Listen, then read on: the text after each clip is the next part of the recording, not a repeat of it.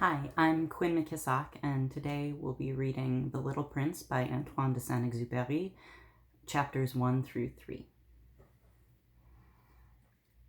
To Leon Worth. I ask the indulgence of the children who may be reading this book for dedicating it to a grown-up. I have a serious reason. He is the best friend I have in the world. I have another reason. This grown-up understands everything, even books about children. I have a third reason. He lives in France, where he is hungry and cold. He needs cheering up. If all of these reasons are not enough, I will dedicate the book to the child from whom this grown-up grew. All grown-ups were once children, although few of them remember it. And so I correct my dedication to Leon Worth when he was a little boy. Chapter 1. Once, when I was 6 years old, I saw a magnificent picture in a book called True Stories from Nature about the primeval forest. It was a picture of a boa constrictor in the act of swallowing an animal. Here is a copy of the drawing. In the book it said, boa constrictors swallow their prey whole, without chewing it. After that, they are not able to move, and they sleep through the 6 months that they need for their digestion. I pondered deeply then over the adventures of the jungle, and after some work with a colored pencil, I succeeded in making my first drawing, my drawing number 1. It looked like this. I showed my masterpiece to the grown-ups and asked them whether the drawing frightened them, but they answered, "Frighten? Why should one be frightened of a hat?" My drawing was not a picture of a hat, it was a picture of a boa constrictor digesting an elephant, but since the grown-ups were not able to understand it, I made another drawing. I drew the inside of the boa constrictor so that the grown-ups could see it clearly. They always need to have things explained. My drawing number 2 looked like this. The grown-ups' response this time was to advise me to lay aside my drawings of boa constrictors, whether from the inside or the outside, and devote myself instead to geography, history, arithmetic, and grammar. That is why at the age of 6 I gave up what might have been a magnificent career as a painter. I had been disheartened by the failure of my drawing number 1 and my drawing number 2. Grown-ups never understand anything by themselves, and it is tiresome for children to always and forever be explaining things to them. So then I chose another profession, and I learned to pilot airplanes. I have flown a little over all parts of the world, and it is true that geography has been very useful to me. At a glance, I can distinguish China from Arizona. If one gets lost in the night, such knowledge is valuable. In the course of this life, I have had a great many encounters with a great many people who have been concerned with matters of consequence. I have lived a great deal among grown-ups. I have seen them intimately close at hand, and that hasn't much improved my opinion of them. Whenever I met one of them who seemed to me at all clear-sighted, I tried the experiment of showing them my drawing number 1, which I have always kept. I would try to find out, if this was a person of true understanding. But whoever it was, they would always say, "That is a hat." Then I would never talk to that person about boa constrictors or primeval forests or stars. I would bring myself down to their level. I would talk to them about bridge and golf and politics and neckties. And the grown-up would be greatly pleased to have met such a sensible man. Chapter 2. So I lived my life alone, without anyone that I could really talk to, until I had an accident with my plane in the desert of Sahara 6 years ago. Something was broken in my engine, and as I had with me neither a mechanic nor any passengers, I set myself to attempt the difficult repairs all alone. It was a question of life or death for me. I had scarcely enough drinking water to last a week. The first night, then, I went to sleep on the sand, 1,000 miles from any human habitation. I was more isolated than a shipwrecked sailor on a raft in the middle of the ocean. Thus you can imagine my amazement at sunrise when I was awakened by an odd little voice. It said, "If you please, draw me a sheep." What? Draw me a sheep. I jumped to my feet, completely thunderstruck. I blinked my eyes hard, I looked carefully all around me, and I saw a most extraordinary small person who stood there examining me with great seriousness.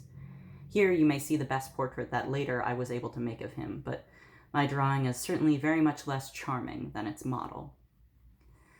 That, however, is not my fault. The grown-ups always discouraged me in my painter's career when I was 6 years old, and I never learned to draw anything except boas from the outside and boas from the inside. Now I stared at this sudden apparition with my eyes fairly starting out of my head in astonishment. Remember, I had crashed in the desert 1,000 miles from any inhabited region, and yet my little man seemed neither to be straying uncertainly about the sands nor to be fainting from fatigue or hunger or thirst or fear. Nothing about him gave any suggestion of a child lost in the middle of the desert, 1,000 miles from any human habitation. When at last I was able to speak, I said to him, "But what are you doing here?"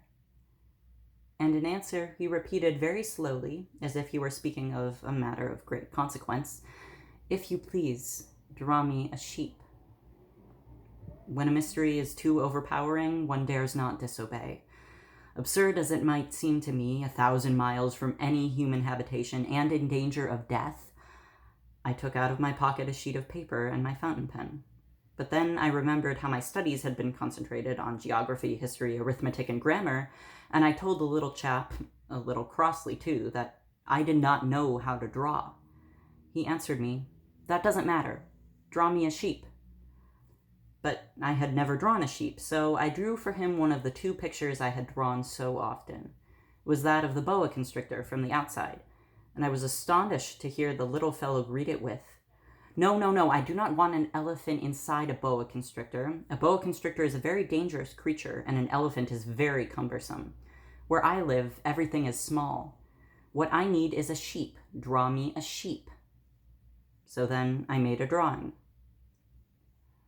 He looked at it carefully, then he said, "No, this sheep is already very sickly. Make me another." So I made another drawing. My friend smiled gently and indulgently. "You see yourself," he said, "that this is not a sheep. This is a ram. It has horns." So then I did my drawing over once more, but it too was rejected, just like the others.